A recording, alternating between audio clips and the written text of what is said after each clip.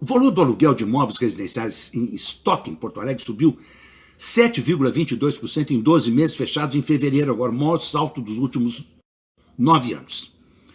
Os dados fazem parte de pesquisa do Secov RS. O estudo avalia o valor do metro quadrado para locação, usando uma média que leva em conta tipos diferentes de moradias residenciais em todas as áreas da capital. No levantamento de fevereiro, período mais recente com dados divulgados, foram usadas informações de 60 bairros na cidade, com oferta suficiente para fins metodológicos. Para entendermos o que está acontecendo no mercado de locação em Porto Alegre, nosso entrevistado já está conectado conosco. Bem-vindo ao Consumidor RS, presidente Moacir Schuchster, presidente do Secov RS HDM, nosso sindicato da habitação. O senhor está bem, presidente? Tudo bem, muito obrigado. É uma satisfação voltar ao programa e especialmente te ver assim disposto e sorrindo, que isso é o que se quer em dias de hoje, onde as vicissitudes estão só abrir o jornal para se ver isso, né? Então, quando a gente pode se falar por aqui, já é alguma coisa. Concordo. Presidente, o senhor chegou agora há poucos dias de Brasília. O senhor fez uma turnê em Brasília.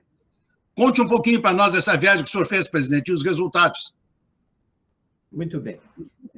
Nós tivemos em Brasília, por convocação da Câmara Brasileira de Comércio e Serviços Imobiliários, da Confederação Nacional do Comércio, onde nós fomos apresentar aos congressistas, evidentemente não todos, né, porque afinal são 500 e tantos deputados e 50 e tantos senadores, mas nós fomos visitar aqueles que mais diz respeito aqui aos gaúchos e mostrando para eles alguns projetos que nos trazem preocupação. Claro. E isso fez com que a gente trocasse ideias com eles e colocasse justamente aquilo que está a nos trazer preocupação, vou dizer de novo, preocupação, como, por exemplo, e nada contra os nossos porteiros de edifício. Claro. Mas acontece o seguinte, um certo deputado, nem me lembro o nome dele, mas colocou um projeto onde ele acrescenta 30% ao salário dos porteiros a título de periculosidade. Bom, existe uma série de problemas se isso fosse aprovado. O primeiro problema é que os condomínios estão com problemas financeiros. Claro.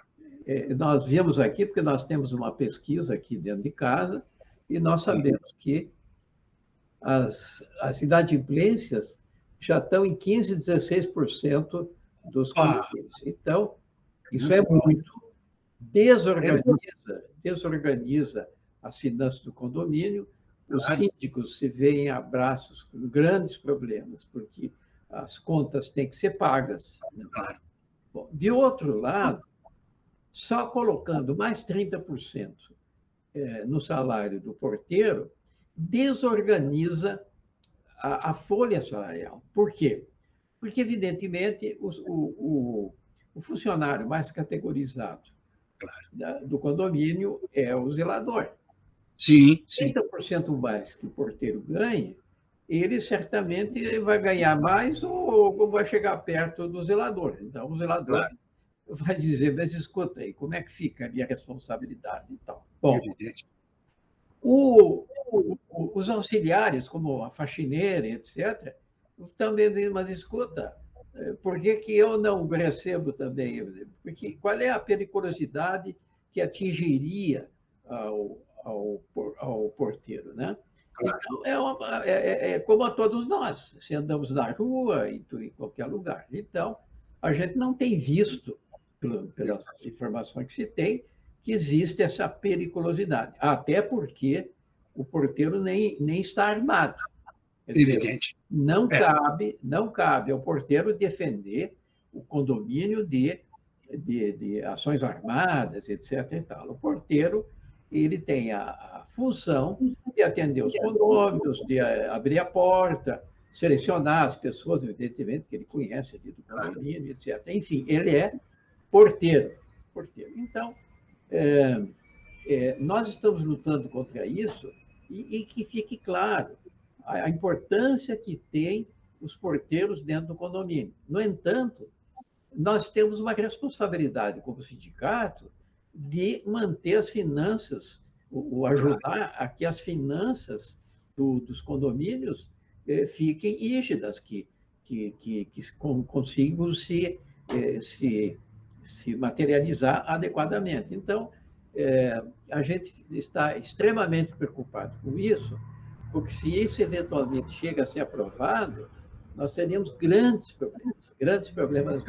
Então, esse é um dos problemas que nós fomos tentar sensibilizar os congressistas para isso, dizendo que o porteiro merece toda a nossa consideração, todo o nosso apoio, mas que não dá para colocar 30% em cima, porque, primeiro, desorganiza as finanças do condomínio, e, segundo, convenhamos, o porteiro não tem essa periculosidade que querem lhe atribuir. Evidentemente.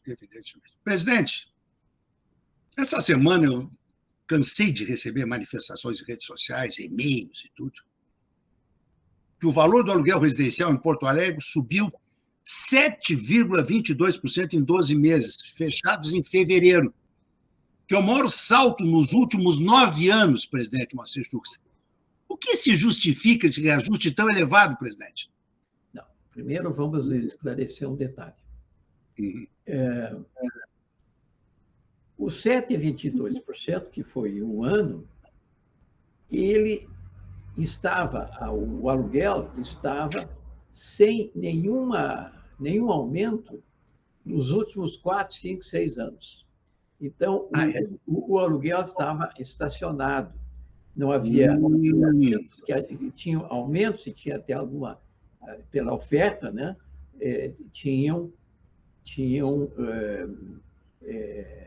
Não tinham praticamente correção. Os aluguéis estiveram represados por muitos anos aqui em Porto Alegre. Este ano, que agora, nos últimos 12 meses, de fato, houve uma elevação de 7,22%. Mas não cobriu os 50%, 60% que não corrigiram esse período todo. Então, as pessoas que reclamam do 7,22%, naturalmente, se trata de todo aumento, ele machuca o consumidor, etc. No entanto, a gente tem que ponderar que os proprietários também tiveram que suportar, ao longo desses anos, o aluguel sem aumentar nada. E nós podemos dizer que, nesse período especialmente 5 anos, praticamente não houve, pela oferta, correção monetária dos aluguéis. Então, estes últimos 12 meses, começou uma recuperação. Mas devo dizer que o mercado ainda está disposto a negociar se tem algum aluguel que ficou desproporcional, etc. Eu quero dizer que isso não está fechado para negociações, etc. Agora, eu preciso e é necessário que se pondere o seguinte. Primeiro, esse 7,22%, que foi levantado aqui pelo nosso departamento de... Isso eu recebi. Ele se refere às ofertas dos aluguéis. Isso é oferta. Ou seja, imóveis fechados para alugar. Está para alugar. Perfeito. Por que se houve essa elevação? Se houve essa elevação porque nós tivemos alguns prédios novos que entraram no mercado. Sim, prédios novos. Esses prédios novos carregam para cima os aluguéis, porque há de se convir que um apartamento novo, às vezes até 0 quilômetro, ele tem um preço de aluguel um pouco maior. E até porque os prédios novos já têm playground, tem piscina, tem isso, tem aquilo. Então, é isso aí. Porque a gente sabe, e quem acompanha as nossas pesquisas também está bem por dentro, é de que nos últimos 5 anos praticamente não houve aumento desses aluguéis. O que não justifica que se aumente agora desvairadamente. Não. Claro, A gente claro, claro. sabe que isso é um mecanismo de oferta e de procura, e nós já tivemos que aqui para a locação também tivemos uma redução da oferta de imóveis, que aquilo que estava estacionado praticamente começou a ser desovado. Então, Opa! diminuiu um pouco a quantidade ofertada de, de imóveis para locação. Mas não é, digo assim, ó, não há motivo para alarme, e até Claro. eu agradeço muito a oportunidade que tu estás me dando para poder alertar aos que nos ouvem, porque eu quero dizer que o preço dos aluguéis ainda não estão assustadores, eles estão em pequena recuperação, e o mercado, isso é importantíssimo, o mercado se acostumou a negociar. Então, se porventura alguém se interessou até por um aluguel novo, de um apartamento novo, se ele achou que a pedida está muito alta, ele tem como negociar. Negociar, Claro, sabe-se.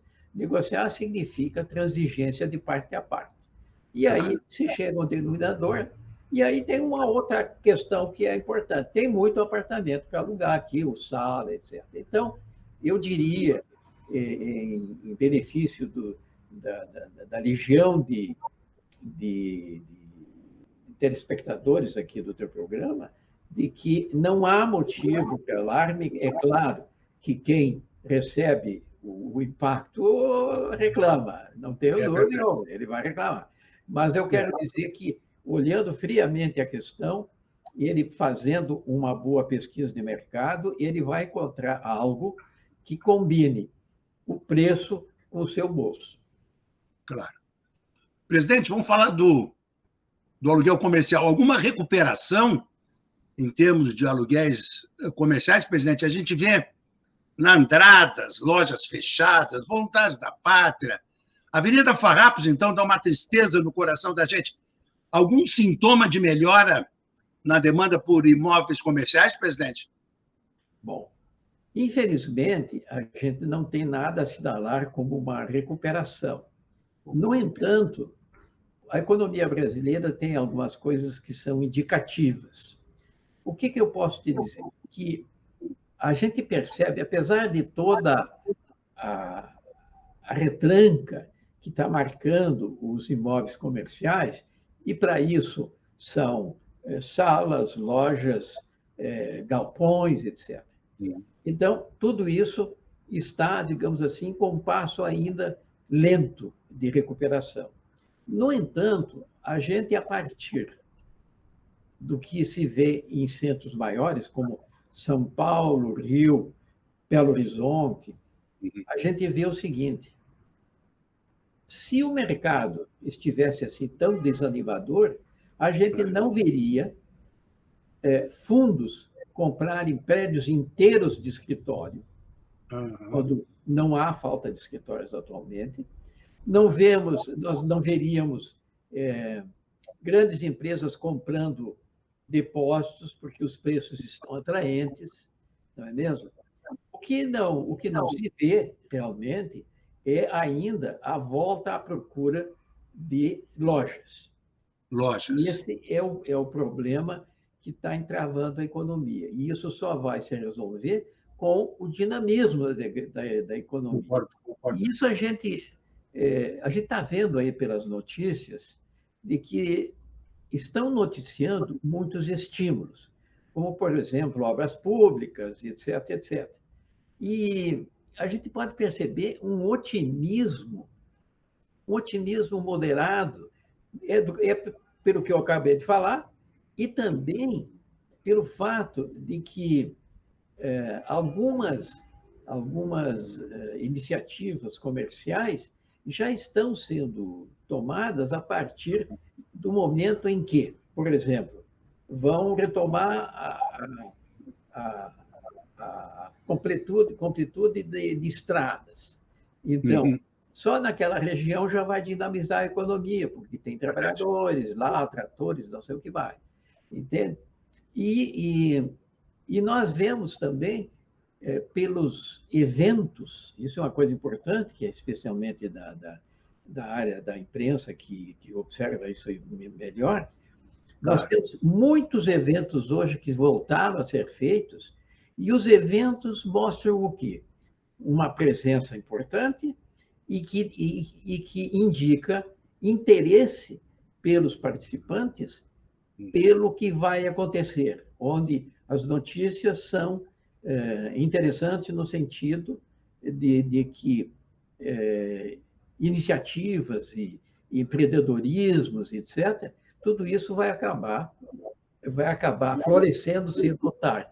E no momento que isso florescer, a economia começa a sair do chão. E é evidente que tem coisas, por exemplo, que atrapalham. Por exemplo, tem uma guerra lá na Europa, lá da Ucrânia com a Rússia e tal. E isso prejudica abastecimento, esse tipo de coisa. Mas note como o mercado foi se ajustando.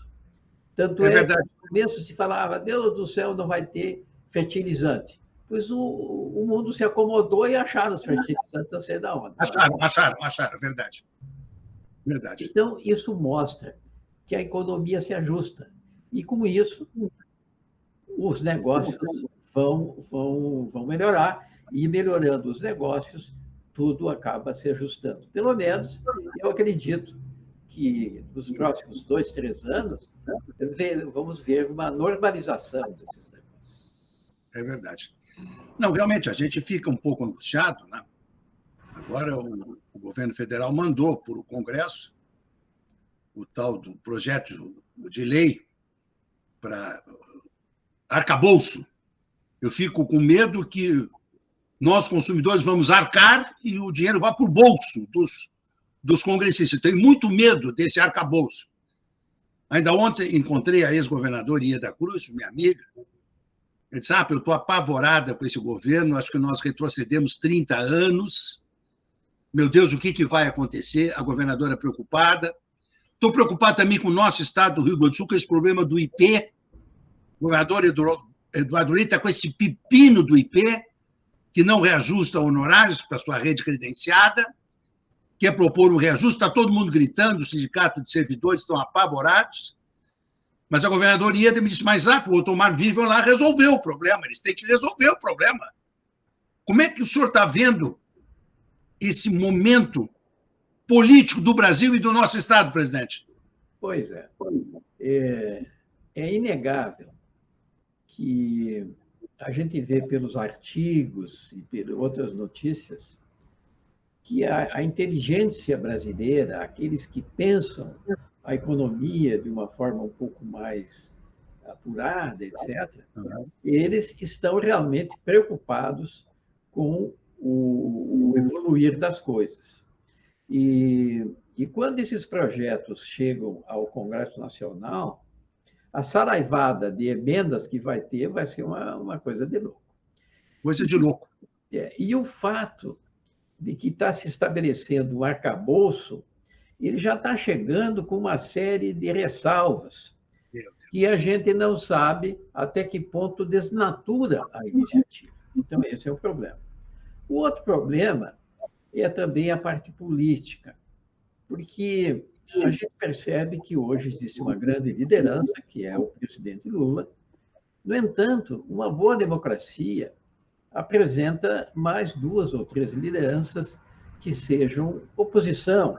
Mas quando eu digo oposição, não é aquele que esbraveja que está tudo errado, que está certo. Não, é aquilo que diz, olha, a coisa não está certa assim, mas teria que ser assado. Agora, simplesmente dizer que está errado não adianta. Então, entende? Porque, veja bem, eu acho que houve uma evolução agora na alternativa proposta pelo governo, onde o governo se propõe a não gastar mais de que 70% Isso. da Receita. Então, isso me parece uma medida adequada. No entanto, existe o problema de sempre. Quem vai controlar isso? O próprio governo. E a gente já mostrou, os fatos mostraram que quando surge um evento diferente, o pessoal faz lá uma emenda e isso estoura. Então, Exatamente. eu diria que todos nós temos que nos preocupar com o que está acontecendo em Brasília, porque é lá que estão sendo tomadas as grandes decisões. Então, por exemplo, o próprio presidente tem falado em regular a imprensa. Então, eu acho isso um perigo danado, né? Porque se a imprensa for, de alguma forma, censurada, vou dizer assim, nós aí ficamos realmente no deserto, sem saber onde é norte e onde é sul. Verdade. Não que a imprensa sempre esteja com razão, mas acontece que do balanço entre o que diz o jornal lá, o que diz a TV tal, etc., a pessoa pode tomar alguma decisão ou pelo menos ordenar para ela. Então, isso é uma coisa que isso preocupa. Então, eu diria que nós estamos na véspera de passos importantes, especialmente em Brasília, concordo, e que podem trazer efeitos fortes. Um problema que entendo realmente muito sério é o problema do IP, porque o IP afeta muita gente. Entende? Afeta muita gente. 1 milhão de beneficiários. 1 milhão de beneficiários, olha, que não é sopa, não, é muita gente, e depende da instituição. Esse problema tem que ser resolvido de um jeito ou do outro, mas como eu ouvi alguém dizer, só resolve com dinheiro. E o dinheiro sai da onde? Sai do teu bolso, do meu bolso, entende? Quer dizer, é isso que vai acontecer. Então, é preciso haver enfim, uma análise muito bem feita para resolver esse problema. Agora, não quero estar na pele do nosso governador e dos deputados, porque tem um problema muito sério, porque quando há um déficit dessa altura, e o pior, passa o tempo e são 36 milhões de déficit por mês. Meu Deus! Então, nós estamos conversando, vai chegar no fim do mês, tem 36 milhões mais de déficit. Então, isso é realmente preocupante, mas tem que ser resolvido, porque o funcionalismo público, que é o que mais depende, ele merece ter a sua saúde bem cuidada, etc. E principalmente, né, vamos ser bem honestos aí, principalmente porque justamente é onde o pessoal é mais velho e mais... É verdade. É verdade. Esse é um problema. E nós estamos, assim, numa situação onde me contaram hoje, nem uma notícia velha, me contaram hoje, que um cidadão teve que ser operado, ele tem um plano de saúde que lhe dá o direito de um quarto privativo. Muito bem, ele está com 3 pessoas, com mais 2 pessoas no quarto. Por quê? Porque o hospital não tem vaga para dar o quarto privativo. Quer dizer, ou ele é operado, ou ele fica esperando e não dá para esperar, tem que operar logo. Então, veja a que ponto chegamos em nível de hospitalização. Então, nós estamos numa época, ou numa era, onde a gente está precisando de mais hospitais. Para mais hospitais, precisamos de dinheiro. Então, é preciso realmente que os governos consigam racionalizar os seus custos e que apertem as receitas, não no sentido de aumentar impostos, porque não se aguenta mais. Mas, eu ouvi o próprio ministro da Fazenda falando ontem, ele diz, nós vamos fiscalizar melhor, vamos orientar mais, etc., para que as receitas consigam chegar a um nível adequado. Claro. Presidente Moacir Schuchster, do Secov nosso sindicato de habitação, muito obrigado pela participação conosco, uma alegria sempre poder conversar com o senhor. Um abraço bem carinhoso, presidente. Retribuo o abraço e é sempre um prazer te rever e também aí por quem está por trás das câmeras aí, um grande abraço também.